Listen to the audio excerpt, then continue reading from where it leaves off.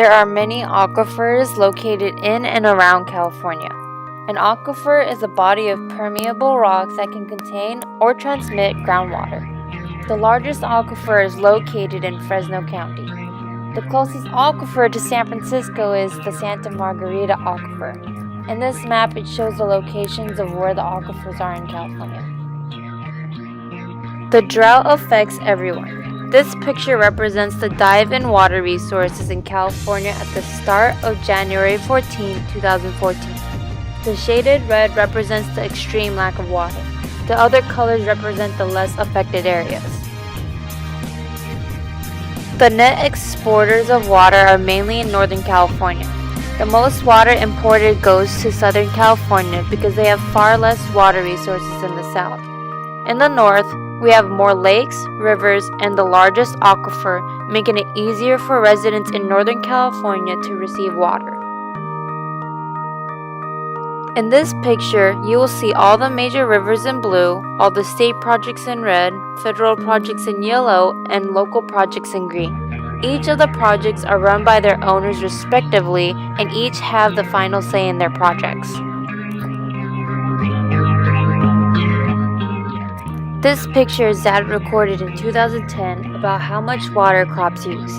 Alfalfa requires the most water to grow. Its primary use is as feed for high-producing dairy cows because of its high protein content and highly digestible fibers. It is used mainly for the meats humans consume. This is a map of water storage and distribution in California. The squares represent the storage of water and the lines represent the distribution of water. The bigger the square on the map, the more water is stored in the area.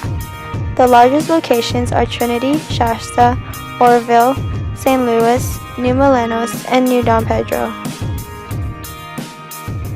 This picture is another map of aqueducts, lakes, rivers, canals, and reservoirs. Although the river in this picture seem very small, if you refer to the last picture, the storages are larger only because there are more mountains located around the area. This graph shows the general percentage of water being used overall in most households. It shows that toilets use the most water and dishwashers use the least because people use the toilet more often than dishwashers. Toilets are estimated to use about 1.6 gallons for newer toilets and up to 7 gallons for older toilets. The amount of water dishwashers use is about 4 to 6 gallons each cycle. These are some severe examples due to the drought.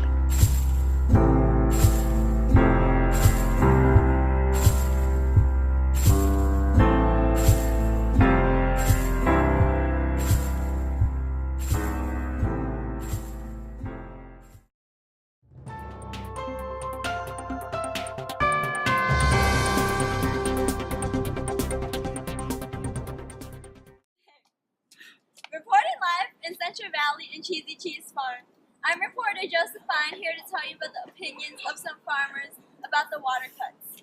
Look, there's one now!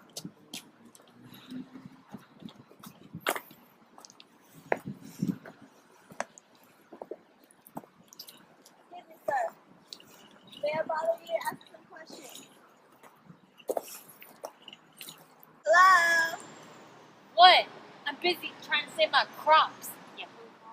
I would just like to know your opinion on the federal cutting your water supply. How do you think I thought? Of course I hate the idea, and I think you'd hate it too if you were me. Well, why is that, Mr. Cheese? First, there's 20% less water I gotta work with. And just to put the prices up on my vegetables, I think everybody will hate that. Well, thank you for your opinion, Mr. Cheese. Out of here. Now back to HQ. Wait, do I have to interview someone from the government too? Wait, then am I...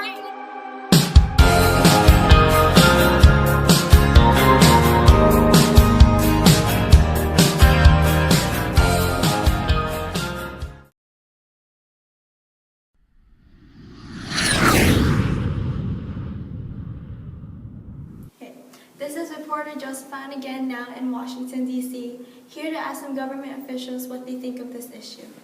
Don't ask how I got here. It's magic.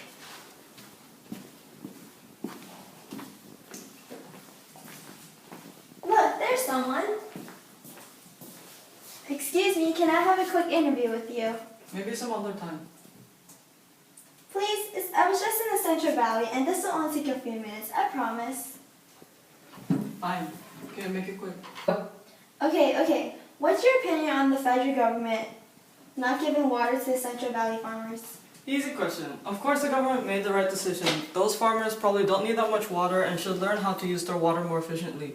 I've seen them out there. They're not so conservative when it comes to water, and the water saved is better off being used for something else like consumption or bathing, or even to help restore the natural habitats. Why, thank you for your input. Agent 626, here's my number. Thank you. Well, back to HQ. I'm hungry.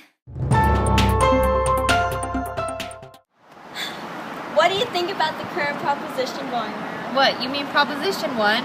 I would be more in favor of Prop 1 if I knew that it was forcing farmers to be less wasteful with their water. Field flooding should never be allowed when water-saving delivery methods could be used.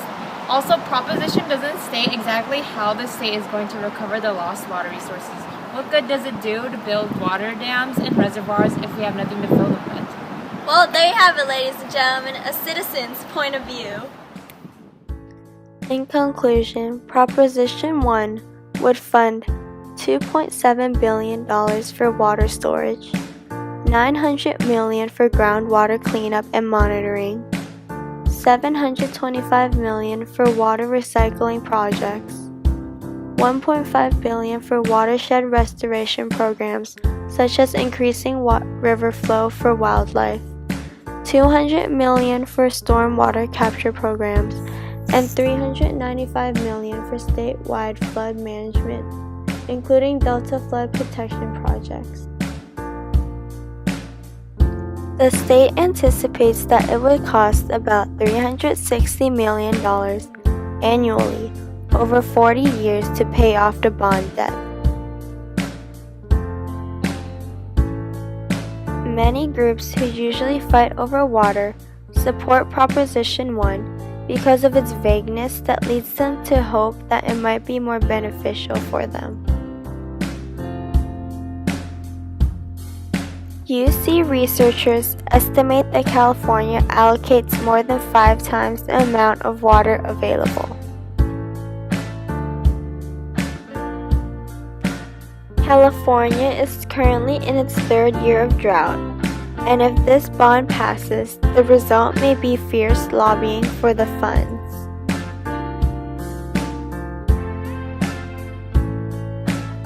Opponents argue that the amount of water reservoirs would produce is not worth the money it would take to build them, and questioned whether taxpayers should subsidize dams that mostly benefit private agricultural businesses.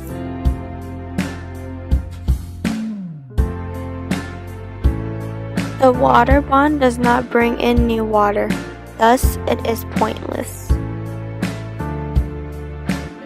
The total spending of money comes to a total of $7.5 billion just for Proposition 1 alone.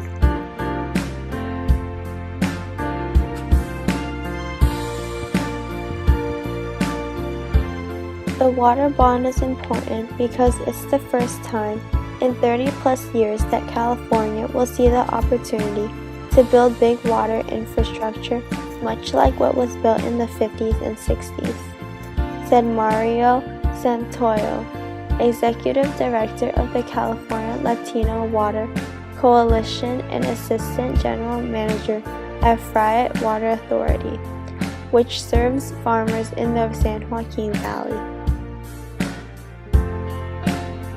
Jerry Brown launched a statewide campaign for a pair of state ballot measures that he said were crucial for both California's economic and environmental future. Brown characterized the measures as very important for the state's well-being because they both save and prepare for the future. The state, federal, and local governments play important roles in providing clean and reliable water supplies. The most spending on water programs in the state is done at the local level by water districts, cities, and counties. In recent years, local governments have spent about $26 billion per year to supply water and treat wastewater. About 80% of this spending is paid for by individuals as ratepayers of water and sewer bills.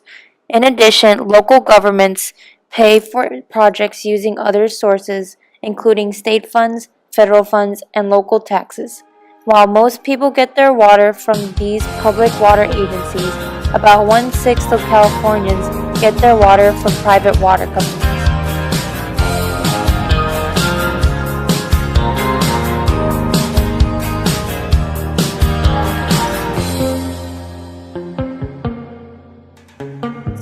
The state runs programs to 1. Conserve, store, and transport water around the state. 2. Protect water quality. 3. Provide flood control. And 4. Protect fish and wildlife habitat.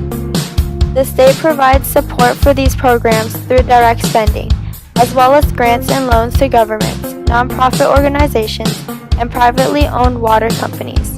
The federal government runs similar programs.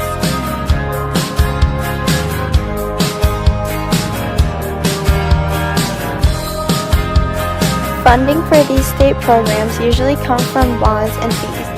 Since 2000, voters have approved about $20 billion in bonds for various environmental purposes, including water.